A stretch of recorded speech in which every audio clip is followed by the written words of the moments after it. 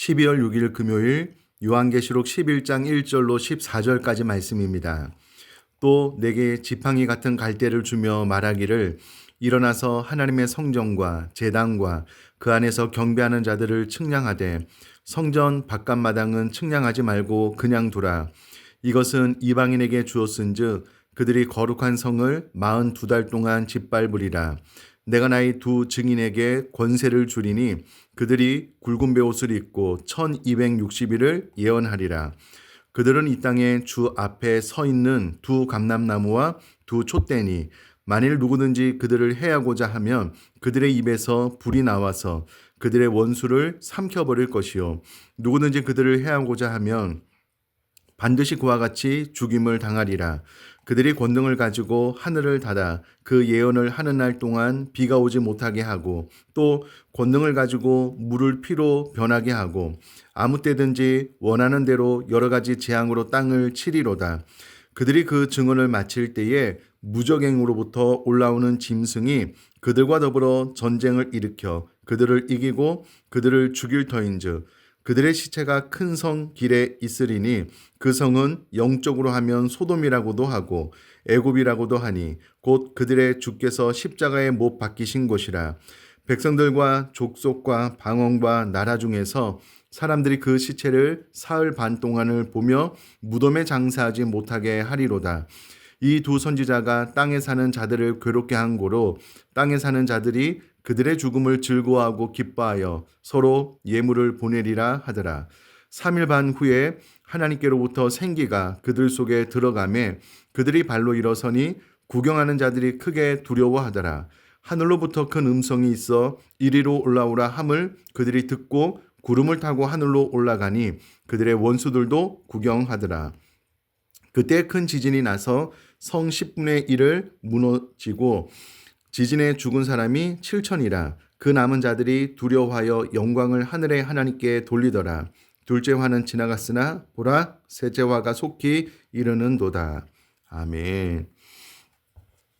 오늘 본문의 말씀은 두 증인의 사역과 교회의 사명에 대한 말씀인데요.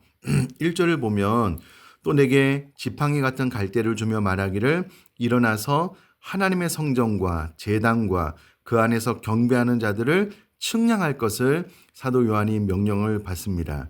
그러나 이 요한계시록이 기록될 시기는 주님 오시고 난 이후에 95년, 96년경이었는데요.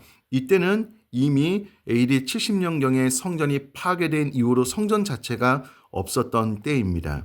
그럼에도 불구하고 하나님의 성전과 제단과 그 안에 경배하는 자들을 측량하라라는 것은 오늘날 하나님 앞에 예배하는 자들을 의미하고요.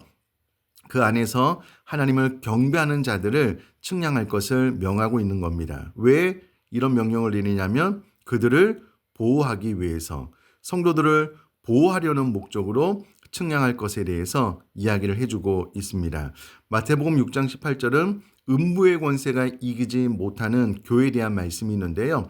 이와 같은 하나님의 보호하심으로 인하여 결국은 음부의 권세는 결단코 교회를 이기지 못할 것입니다.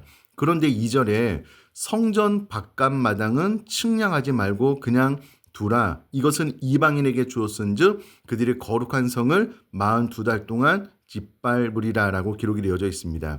성전 바깥마당은 성소 앞에 있는 마당이 있고요. 아예 이 성전을 보호하고 있는 울타리 너머의 마당이 있는데 오늘 이전에 나와 있는 성전 바깥마당은 성소 앞에 있는 오늘날로 이야기하자면 예배당 안에 있는 그런 장소를 말합니다. 그럼에도 불구하고 성전 바깥마당은 측량하지 말라 그냥 두라라고 하는 것은 여기서 그냥 두라는 이제 던져버리라라는 말인데요. 이것은 교회 안에 있으면서도 참된 믿음과 신앙을 가지고 있는 이들, 외적으로는 교회 안에 있지만 참 성도가 아닌 사람들은 이방인에 의해서 정말 심각한 핍박을 받게 될 것이다 라고 이야기를 하고 있는 내용입니다. 그러니 내가 교회 안에 몸담고 있다라고 해서 참신앙을 가졌다라고 생각하지 말고 끊임없이 나 자신을 시험하고 믿음 안에 서 있는가 확증하는 그런 신앙의 자세가 필요할 것입니다. 이후로 두 증인에 대한 이야기가 나오는데요. 4절에 두 감람나무와 두 촛대, 이것은 오늘날 교회를 상징하는데 이 두 증인의 모티브가 되는 것은 모세와 엘리야인 것 같습니다. 그래서 모세와 엘리야가 권세를 지니고 이제 복음을 증가하는 신실한 교회 및 그 교회에 속한 신실한 하나님의 종들을 상징하여서 4절 이하에 두 증인이 나오는데요. 어떻게 알 수 있냐면 5절에 불에 대한 이야기가 있고요. 또 예언을 하는 날 동안 비가 오지 못하게 하는, 또 권능을 가지고 물을 피로 변하게 하는 이와 같은 기적을 행하는 두 증인을 생각할 때에 엘리야는 불이 내리게 했고요.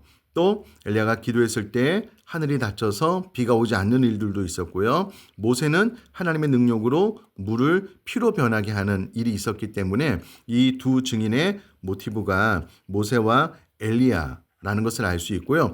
그와 같은 권세를 지니고 있는 복음을 증가하는 신실한 교회 및 그리고 하나님의 종들을 이 두 증인이 상징하고 있다라고 생각을 하시면 될 것 같습니다.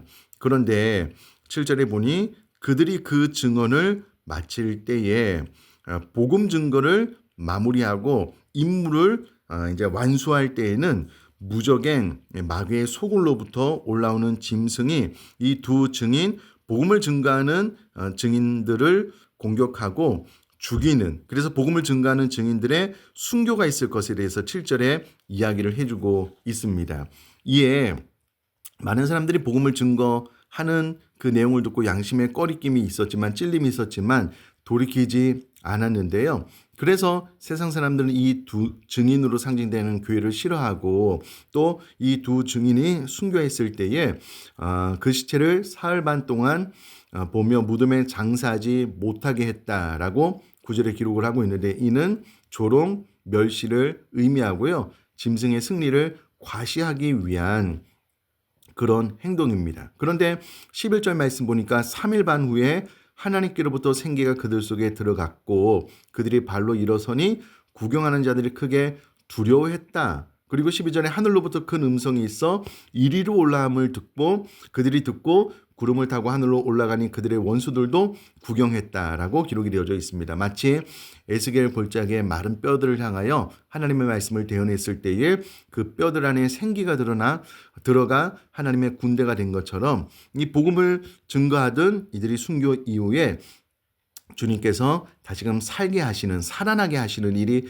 있을 것에 대한 이야기고요. 또 특별히 그들이 듣고 구름을 타고 하늘로 올라갔다라고 했을 때는 예수 그리스도의 십자가 이후에 예수님께서 부활하시고 사람들이 보는 앞에서 승천하신 것처럼 교회의 구성원들, 성도님들도 결국은 이와 같은 재림 휴거와 또 교회의 궁극적인 승리가 이와 같은 표현 방법으로 나타나고 있다라고 생각을 하시면 될 것 같습니다.